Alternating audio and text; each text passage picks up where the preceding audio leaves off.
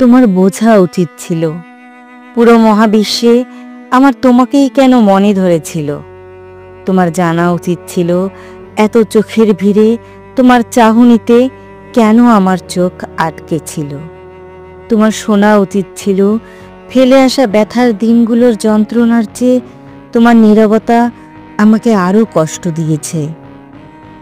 তুমি গত হয়েছ সেই কবে, তবুও তোমার বিষাদ আমাকে নিস্তার দেয়নি কোনো কালে।